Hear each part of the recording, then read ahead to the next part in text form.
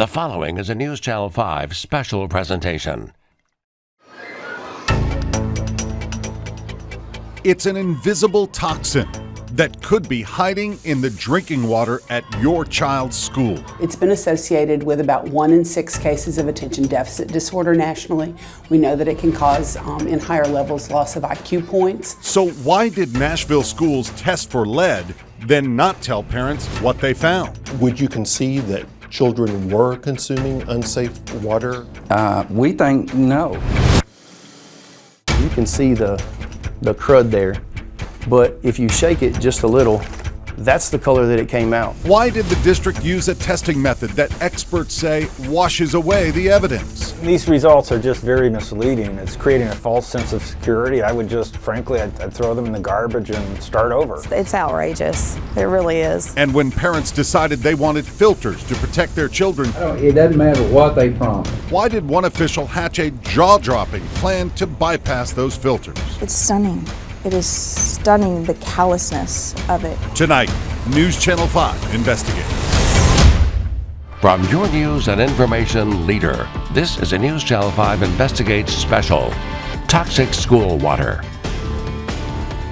Good evening, everyone. For the past year, our News Channel 5 Investigates team has uncovered serious questions about lead-contaminated water inside Nashville schools. But it's not just a Nashville problem. It's a health issue that could be lurking inside old school buildings across Tennessee. And now, as a result of that year-long investigation, a new state law will soon give families a better idea if the water inside their child's school is safe. Here's a look at how that investigation has unfolded. Late June 2017, our News Channel 5 investigation first discovered Metro schools had tested for lead in the drinking water of the district's oldest buildings. But the results, As a parent, I was outraged. were never shared with parents. The district suddenly announced it would test every water fountain in every building before the school year started. I'm proud they did the testing. I'm not proud of the fact that they didn't do anything with the testing. In August, we exposed how Metro schools had knowingly let students at one low-income school drink lead-contaminated water for a year. The next month, Has your family been told anything about lead in the water here? No, they have not. we obtained the latest test results showing some students still drinking water with lead levels well above what pediatricians say is safe. The mayor promised action. Whatever they need to make sure that this will be safe, drinking water is what we'll do. In October, our investigation revealed how parents in the city's wealthier schools were buying filtered water stations on their own. I don't think they're as expensive as people imagine them to be. An option not available to less affluent families. There is a significant risk of lead getting into the drinking water. Is that correct? That's correct. State lawmakers held hearings, and in December, the health department convinced school officials to aim for a lower target on lead levels. If it is implemented as we agreed on, we expect it to be good for public health, definitely for the health of children and teachers in the school. I'll say aye.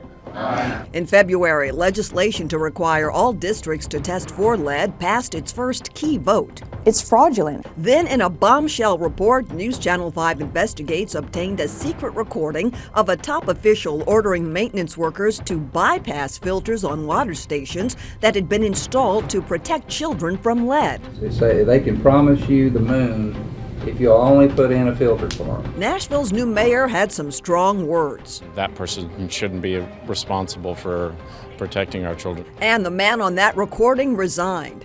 Still, in the legislature, the lead testing bill appeared near death. Do you think the tweets had anything to do with it? I'd say so. Then tweets from News Channel 5 Investigates helped revive the proposal, Mr. Clerk, take the vote. Ayes 89, no nays. setting the stage for it to become law. We have breaking news this morning. In yet another bombshell, You can see the crud there. a maintenance worker brought us a sample of contaminated water from a school that the district had claimed was clear. There was also another secret recording, Start in the kitchen, leave everything turned on. revealing that Metro schools had been washing away much of the evidence of lead contamination before the tests had been conducted. The top expert from the Flint, Michigan water crisis had this reaction. I would just, frankly, I'd throw them in the garbage and start over.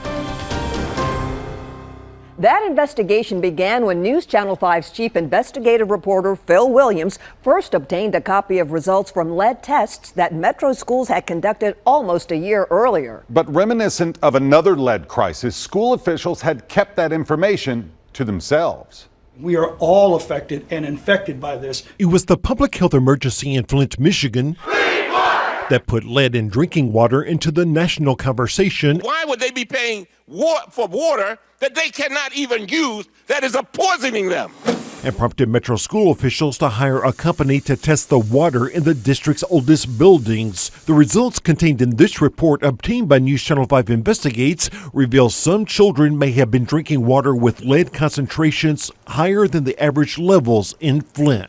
We're confident that our drinking water is safe. Yet the man in charge of Metro school buildings attempted to put a positive spin on the numbers. Dennis NEAL noted that the Environmental Protection Agency sets a lead action level of 15 parts per billion for public drinking water systems. And out of 2,800 samples tested, they found just 81 above that threshold.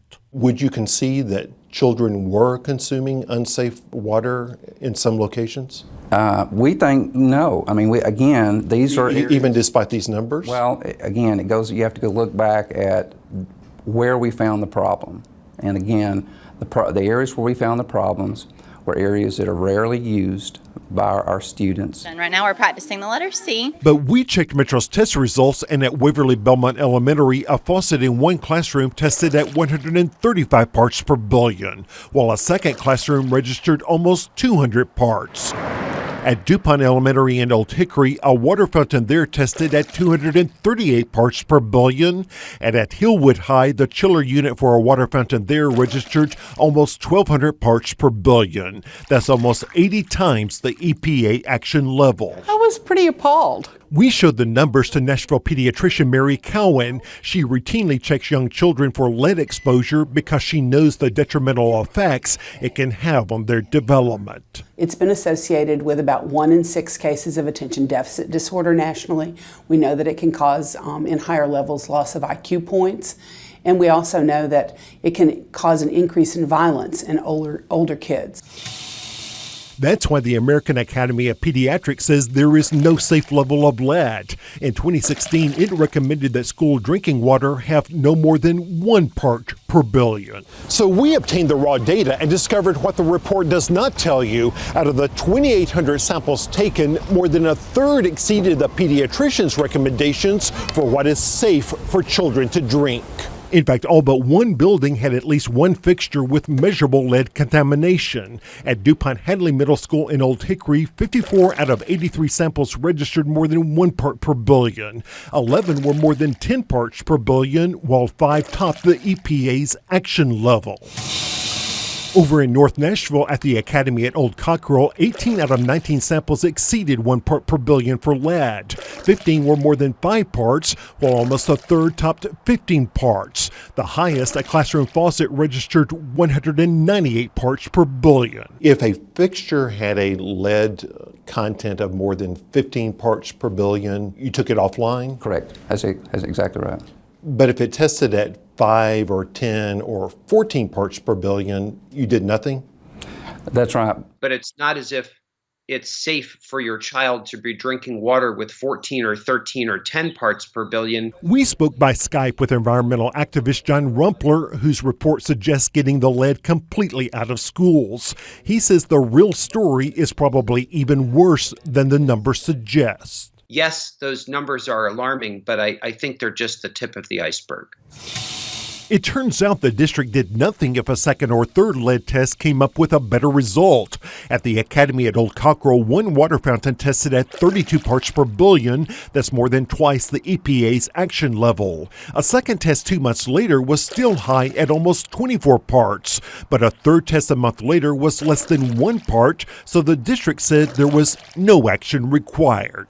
The nature of lead corrosion is that it's highly variable. You could test one tap 2, 3, 5 times, find no lead, and then boom, get a huge spike. Would you have been comfortable with your children drinking water at 14 parts per billion lead? It meets the EPA standard. The EPA standard. But my question is, would you feel comfortable with that? Yes, I mean, we rely on, yes, I would. But ask someone who knows what's really good for children and you'll get a different answer. Why would we in any shape or form give our child, your child, my child, a toxin that will inhibit their ability to learn and their ability to develop? When we come back, Phil continues his investigation. If they were sitting in asbestos every day, they would be required to tell us.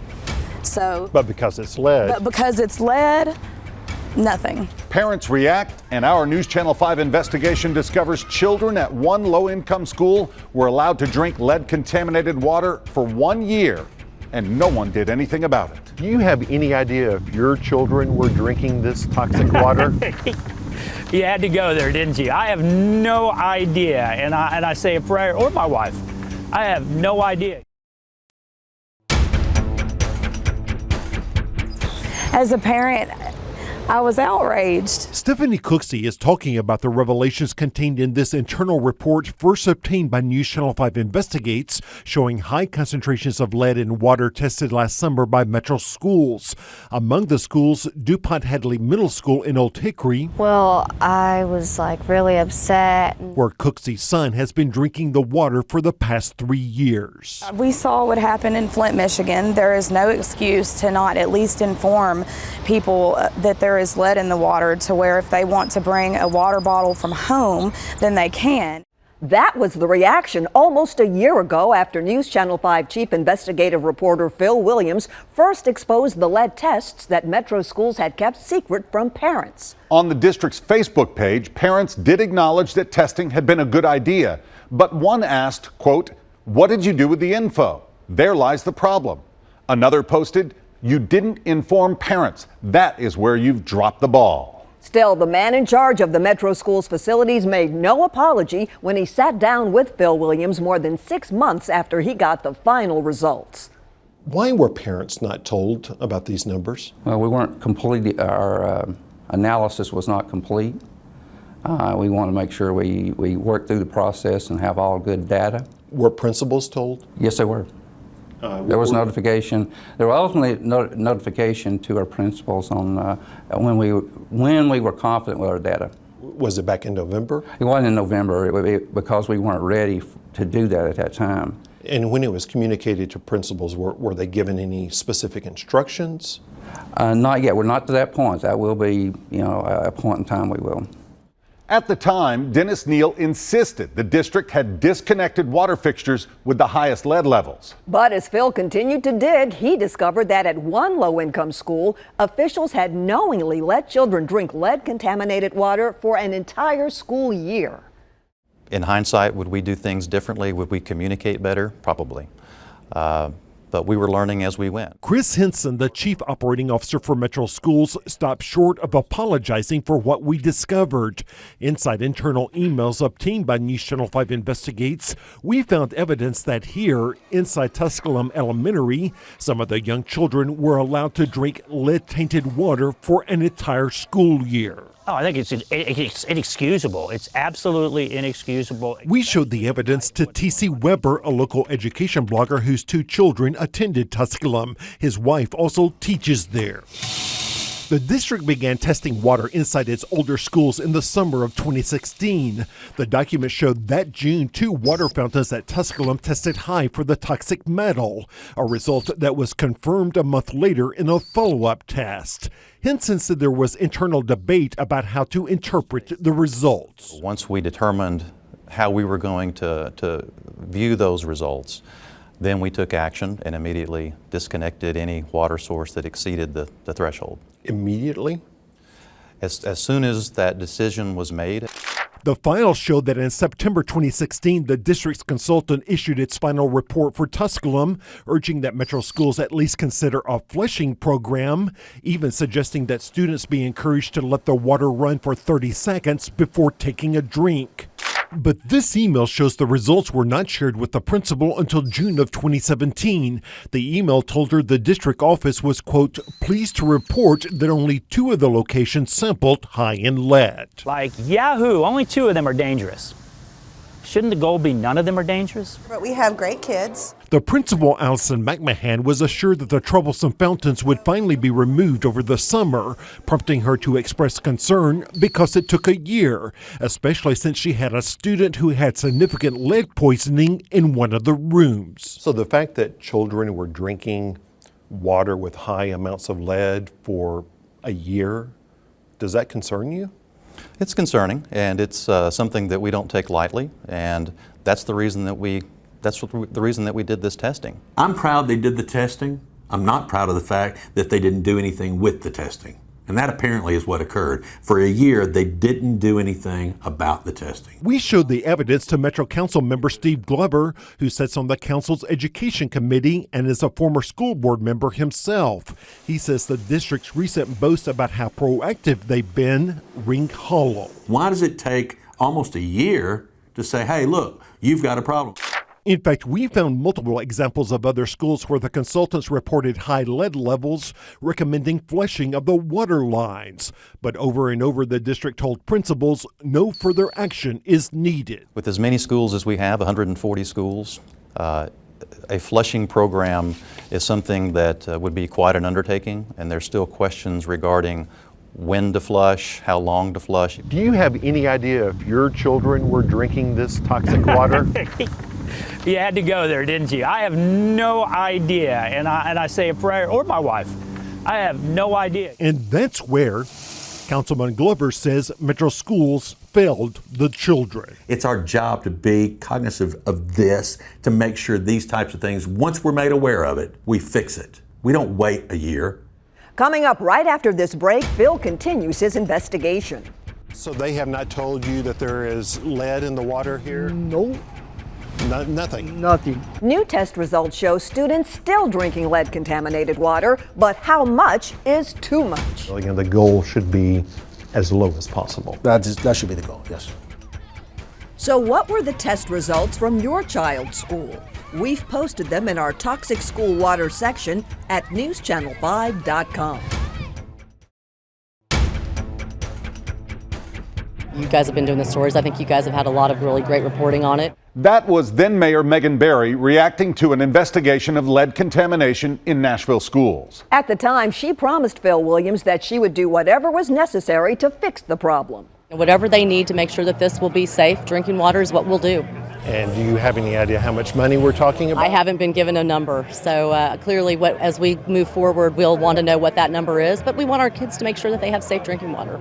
After Phil's initial reports last summer, Metro Schools responded by testing every water fountain in every school before students returned to class. When the results came back, they disconnected any fixture where the water tested more than 15 parts per billion of lead. And that's where the school system wanted to declare victory. But remember, health experts say there is no safe level of lead. And that's why Phil kept asking the tough questions. Haywood Elementary in South Nashville is a neighborhood school that serves one of Nashville's immigrant communities. Here, young children work up a healthy thirst on the playground, quenching that thirst with lead-contaminated water. That's according to the results obtained by NewsChannel 5 Investigates of lead tests conducted by the school system over the summer. It bothers me now to know because my babies, they actually drink water every day from the water fountain. The American Academy of Pediatrics recommends that school water contain no more than 1 part per billion of lead. But at Haywood, the test revealed 9 fountains were putting out water with more than 15 parts per billion, the highest 35.2. The district says it disconnected those fixtures. But the test found 17 other fountains putting out between 5.08 and 14.4 parts per billion of the toxic metal. In those cases, the school district decided to let the children keep drinking the water. So they have not told you that there is lead in the water here? No. Nothing? Nothing. No. Has your family been told anything about lead in the water here? No, they have not. Families say they've been left in the dark. When we come to open houses, they've never mentioned it.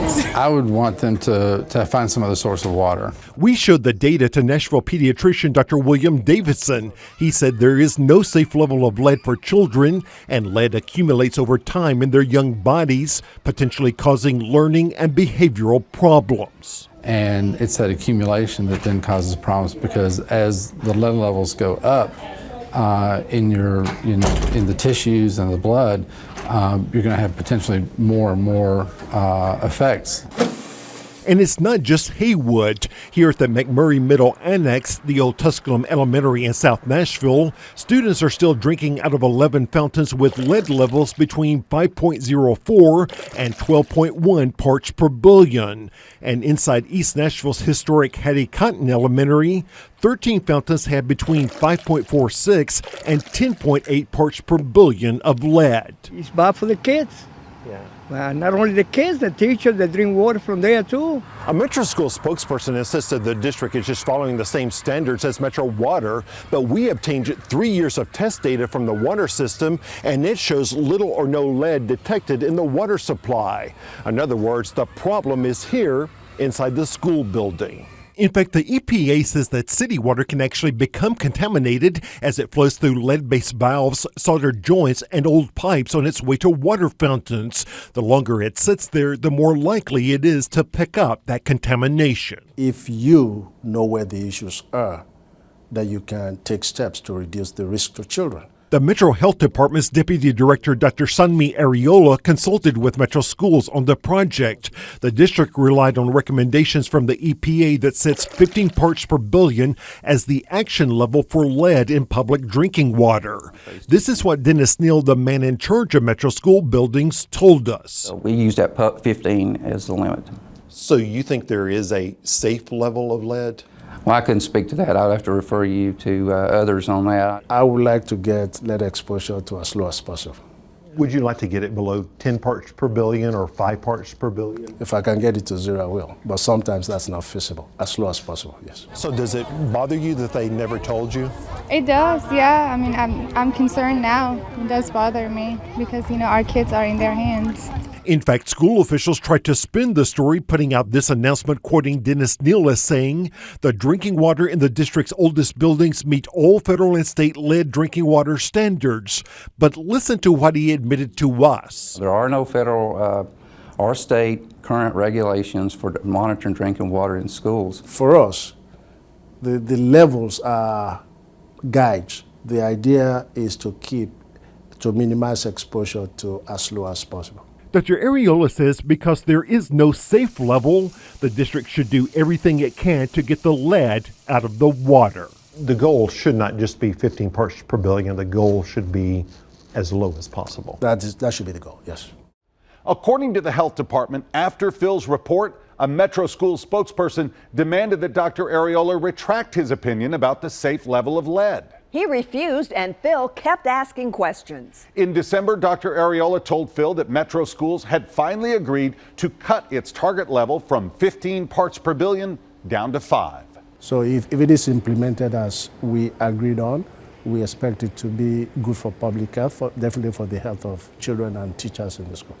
But Phil would end up with a shocking secret recording. That story is just ahead.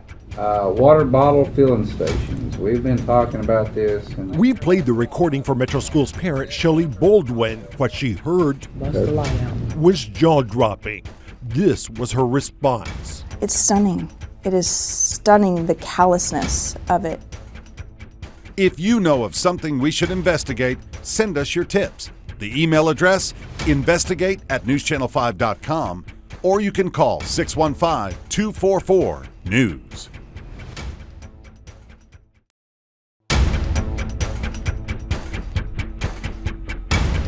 As we enter 2018, no one could have anticipated that sabotage would become a focus of our toxic school water investigation. Metro Schools had tested for lead, and as we made the results public, families in some of the district's more affluent schools told our Phil Williams how they had come up with their own solutions. It definitely makes me feel good as a parent that the water is safe for them to drink when they're here at school and they are healthy, even though the building is older. At J.T. Moore Middle School in Green Hills, this pumpkin and mum sale is one of the creative ways that the school community makes money. Money that it can then use to buy things for the children that haven't made it to the district's list of priorities. We're just a really tight-knit group, and we try and do what's best for our school and the community and all the students. Among the priorities, PTO co-president Leslie Ackland says, was water that's free of lead that can cause learning and behavioral problems. This summer, after questions were raised about the issue, the PTO worked with Principal Gary Hughes to get these filtered hydration stations installed throughout the building. Well, there's two reasons that we installed them. One is that we wanted kids to have easy access to water and to drink more water and less sugary drinks. And two, just to ensure that we know when we replace these and the water is filtered that our water is safe. The cost, $8,500 for 16 fountains. I don't think they're as expensive as people imagine them to be, so it's always worth checking into. Of course, that wasn't an option available to families in the district's less affluent schools. Phil went to Hattie Cotton Elementary in East Nashville. They only told me one time in that classroom that the water in the sink over there was bad. Fourth grader Ding Nepal said teachers warned students about the fountain in his classroom, but not about others. They're drinking out of the other fountain. Okay. Have they told you that other fountains also have lead? No, just the one in our classroom.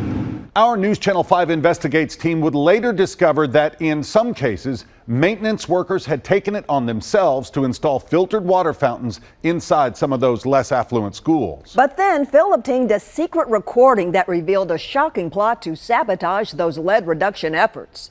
Water bottle filling stations. We've been talking about this. We played the recording for Metro Schools parent Shelley Baldwin. What she heard was jaw-dropping. This was her response. It's stunning.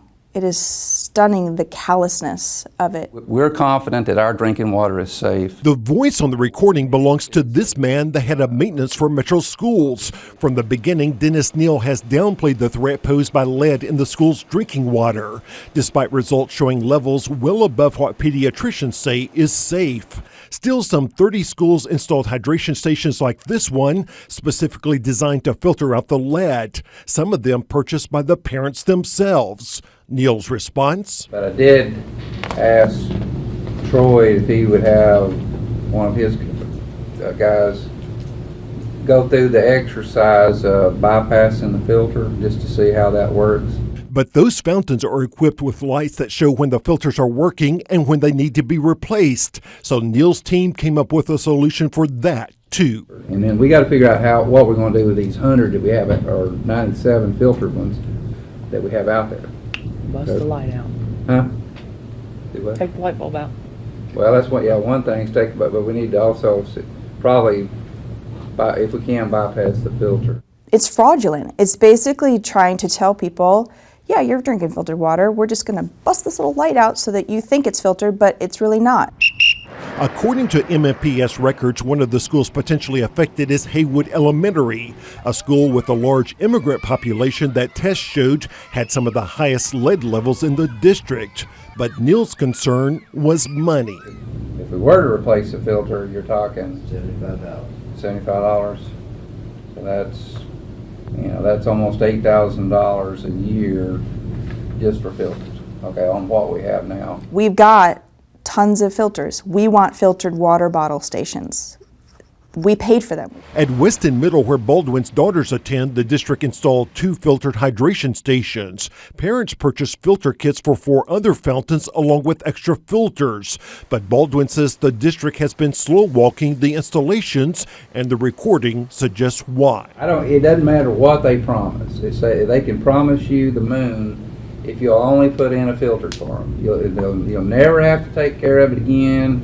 We'll do yada, yada, yada. But you know that does not happen. That does not happen. We paid $2,200. The parents of our school, $2,200. We bought these fountains and the filters. We want them in, and you're not going to put them in? Would you concede that children were consuming unsafe water in some locations? We think no. After NEAL's team found high lead levels at fountains inside Tusculum Elementary, our investigation discovered they waited a year to do anything about it. Still, Baldwin questions whether he's the one really responsible for these decisions. While this gentleman is stating these things of, let's only do non-filtered or whatever, he didn't come up with that plan. That's coming from higher up. After Phil contacted Metro Schools, the district placed Mr. NEAL on administrative leave. And Metro Schools Director Sean Joseph issued a statement saying, quote, "As a parent of 2 Metro Schools children and as the director of schools, the idea that a supervisor would discuss a workaround on our water fountains, knowing that this is a huge concern for many families, is upsetting and unacceptable." Joseph added, "We place the health and safety of our students above all else." And Nashville's new mayor also had some strong words. Obviously, if the report is true, that person shouldn't be responsible for protecting our children from lead in their drinking water. A week later, Dennis NEAL resigned.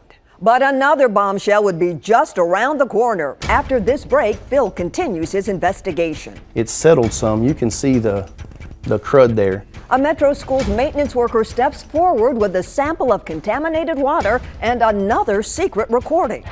Everything turned on. Evidence that the top expert from Flint, Michigan's water crisis says raises questions about all of the district's lead tests. You know, you got to applaud people for doing the testing, but frankly, those results need to be thrown right in the garbage. You know, we're going to make sure we can communicate to the public that our water is safe. That was the message from Metro Schools Director Dr. Sean Joseph about lead testing in the district schools. By this point, the district had spent more than $350,000 testing for lead in the drinking water, something they touted in this video posted to the web. Metro was very responsive in going out and addressing these taps, replacing them, and implementing corrective actions and what have you. So I think I can say with a fair amount of confidence that the water quality is good and improving. But then a Metro Schools insider stepped forward with a sample of contaminated water. It came from a school that the district's own tests had shown was clean. And the whistleblower had another secret recording, all of which suggested the lead contamination issues could be far worse than the district had been willing to admit.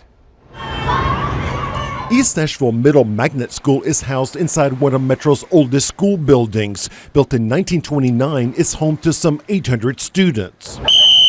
Over the past year, Metro Schools has assured parents that the water here and in every other school is completely safe to drink. It don't taste like water. It tastes like the lake. But then we showed families video of water we obtained from a fountain inside the school. Oh my God, that's not even clear water. That sample was brought to us by school maintenance worker Joey Combs. It's settled some. You can see the crud there. But if you shake it just a little, that's the color that it came out. That if a student had just come in from playing outside and decided, hey, I want to drink a water, and ran up to the fountain, that's what they're going to get a mouthful of. Look closely and you'll see sediment floating through the water. So it doesn't smell? I don't think it smells. But if I had a choice of water to drink, I wouldn't pick that bottle. Which is why Combs said he decided to collect the sample and bring it to us. I did 10 years in the Army, 2 tours overseas, and I wouldn't have fed Saddam Hussein this water.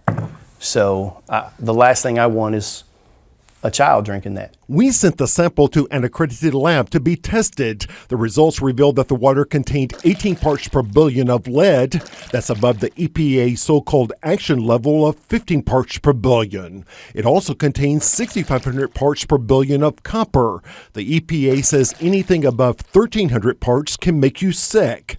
Lula Mosley has 3 grandchildren there. When I go pick them up sometimes, their stomachs be messed up about that food.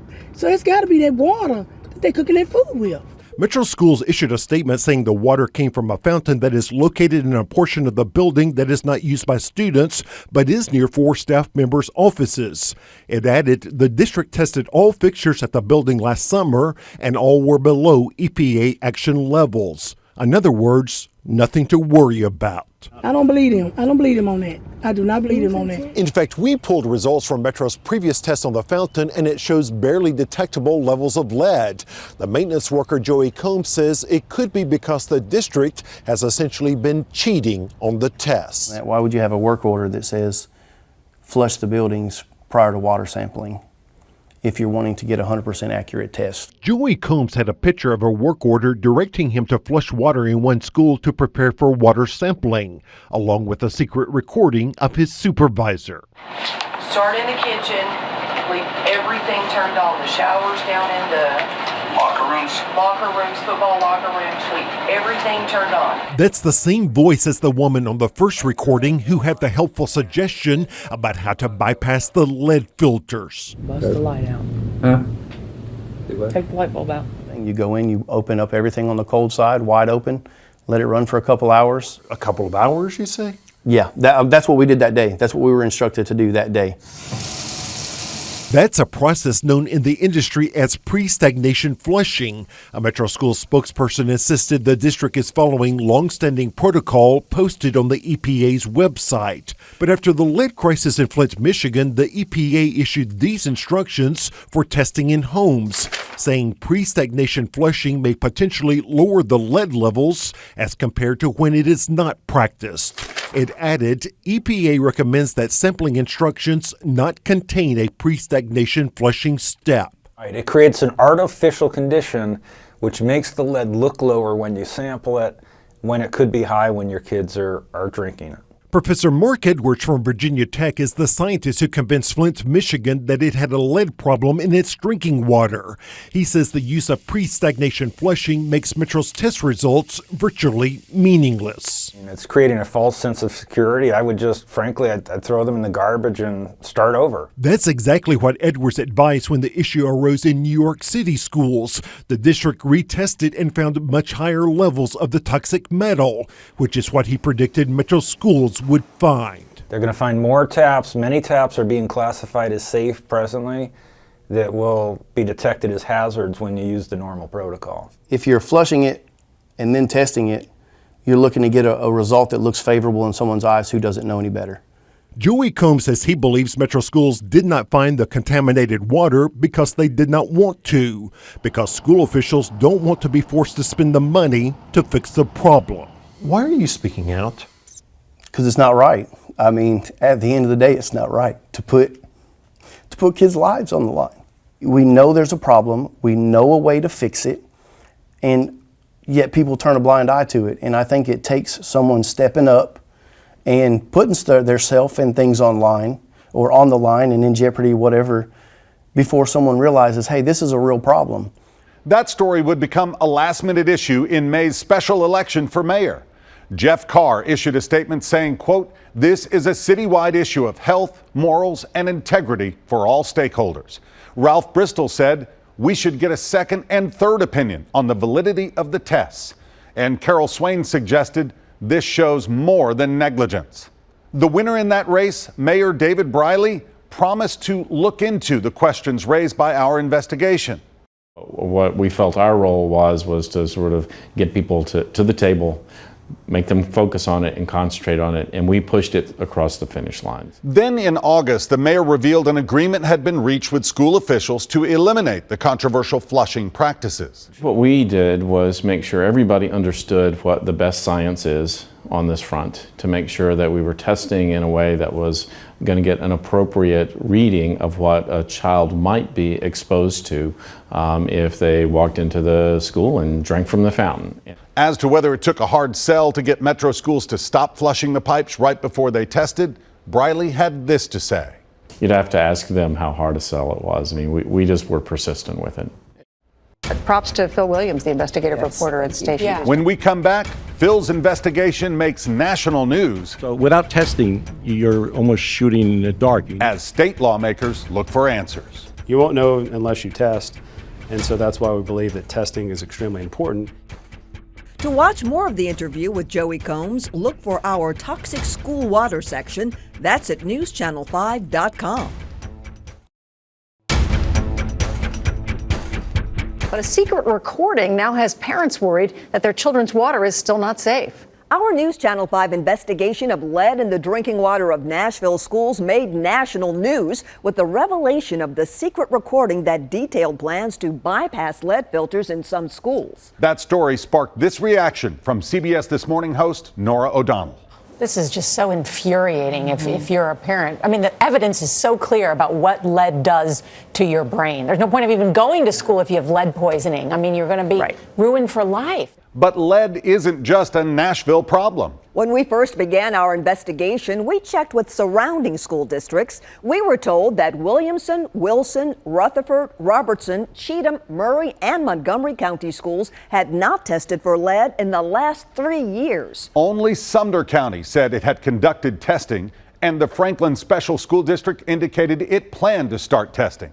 But no law actually required any district to test for lead. Unfortunately, until then, there are a lot of Tennesseans, not just in Nashville, but possibly statewide, that could be exposed to lead in their drinking water, not just in their homes, but at schools. After our reports, the Joint Education Committees in the State House convened a special meeting to take a fresh look at the issue. There is a significant risk of lead getting into the drinking water. Is that correct? That's correct. Is there an established schedule of testing, or is it up to each district? We do not have a standard. This is a problem that you have seen in older buildings comparable to some of the schools we have in Tennessee. Yes, so without testing, you're almost shooting in the dark. You need to find out how widespread the issue is. Still, no one was quite sure what would happen, since a bill requiring school districts to test never made it out of committee the year before. News Channel 5 Chief Investigative Reporter Phil Williams was watching as advocates renewed their efforts and faced their first vote. A lot of hard work went into it, a little over a year. After getting a chilly reception last year, Representative Rick Staples found the House Education Committee that this year was suddenly receptive to his legislation. And just to clarify for the record, it is extremely dangerous for children to drink water that has lead in it, correct? Yes, ma'am, it is. Under Staples' bill, every school district in Tennessee would be forced to develop a plan for testing for lead, an invisible toxin that can cause learning and behavioral problems in children. The exact details of those testing plans would be left up to each district. Will there be pressure? Possibly, but I think if you're on a local school board, you have children at heart and in mind, and I think the locals want to do this as well. I think they have a concern about it. What have we been doing before this piece of legislation? Haven't the school boards already been taking care of this? But no, school systems don't necessarily test this across our state, so it's not currently happening on a regular basis. Wow. While most were sympathetic, because ultimately our children are the ones we have a responsibility to. We don't know whether some child who has lead could have been a scientist, could have been an astronaut, anything. One lawmaker was concerned about what he called unfunded mandates. I agree with lead testing, don't have any problem with that. But I just want to make sure we're not throwing a cost to our boards and our LEAs that we are not willing to absorb ourselves. When it comes to you're measuring the health of a child versus what you say is a financial mandate, which one is more valuable? Obviously, that life and the future of that child. In the end, Staples' bill passed. All say aye. Aye. Opposed? Hearing none, the bill moves out. With no opposition. All signs pointed toward passage of the testing legislation, but lawmakers' good intentions ran into the reality of the state's budget situation. And suddenly, the bill was on life support. Then, a couple of tweets from Phil Williams jolted it back to life. After months of News Channel 5's reports about toxic lead in school drinking water, legislative committees had finally approved bills requiring school systems to develop programs to test for lead and requiring them to tell parents if they found high levels of the toxic metal. We're looking at it primarily from the financial standpoint rather than the policy standpoint. Still, as the House Finance Subcommittee met to quietly kill off bills without funding, News Channel 5 drew attention to the predicament, noting in this tweet that the separate bills to protect children may die today in legislature because no one wants to fund them. We even tagged House Speaker Beth Harwell. So when you woke up this morning, you thought it was toast? I did. In my mind, I had already started preparing to come back next year and try to present it again next year. Representative Rick Staples says not long after the tweets, he suddenly got a call to come to the Speaker's conference room to discuss his legislation. It's up to the schools to design their own policy, including the $250,000 price tag for local school systems to do the tests. Subcommittee Chairman Gerald McCormick came down on the side of testing. I would think if I were a local school system, this would probably be at the very top of my list. So I don't feel bad about mandating it personally. This is a really, really great day, really, really great news. Do you think the tweets had anything to do with it? I'd say so. I really, just getting the word out there, making people aware. I did ask our chairman of Budget Sub to take a look at these, and I asked for his supports. House Speaker Beth Harwell says once she became aware of the bills, she personally picked up the phone and asked McCormick to send them out of his subcommittee. And Finance Chairman Charles Sargent agreed to help get them to the House floor for a vote. Well, I do think we have an issue with lead in our water. And, you know, when we're talking about our young people, anything we can do, and neither one of them costs that much, that it seemed like it was a reasonable use of limited state dollars. From that point on, the bill was on the fast track, passing the Senate. You'll vote aye when the bell rings. On a 33-0 vote. The next day, it passed the House. Ayes 89, no nays. The governor signed the law that takes effect in January. And Phil Williams joins us now. Phil, what are some of the takeaways from your investigation? You know, one of the biggest takeaways is that lead contamination is a difficult notion for the public and for policymakers to get their heads around. You can't see it, you can't taste it or smell it, and you cannot see children having their learning potential zapped right in front of your eyes. And when you're measuring contamination in parts per billion, that's easy to manipulate, as Metro Schools attempted to do. Still, we kept coming back to this simple fact that according to the experts, there is no safe level of lead. Now, you can't see it, we know that, but you had a maintenance worker from one school bring you a sample that frankly was disgusting. Yeah, there's no doubt about that. Frankly, I would like to have taken that water to school officials to give them a chance to drink it. Instead, we sent it off to a lab for testing. Those tests showed the water was high in lead and very high in copper. What that sample reveals is it matters how you test. If you flush away all the contamination before you test, you're not going to find the real problem. In fact, that water came from a school building where the district had said tests showed the water was clean. And that's absolutely right. And that may be one of the biggest takeaways of all. In New York City, the Board of Education has guidelines that require testing to mimic the normal conditions under which children consume water. You don't flush away the evidence before you look for it. And experts say that's what every school district in the state should do if they really want to keep children safe. Wow. Great work, Phil. Thank you. And a reminder, if viewers have information on this or any other subject that we should investigate, send us your tips. The email address, investigate@newschannel5.com, or you can call 615-244-NEWS. You can see all of Phil's reports, plus look up the test results from your child's school. That's on our website, newschannel5.com. And thanks for watching as News Channel 5 investigates.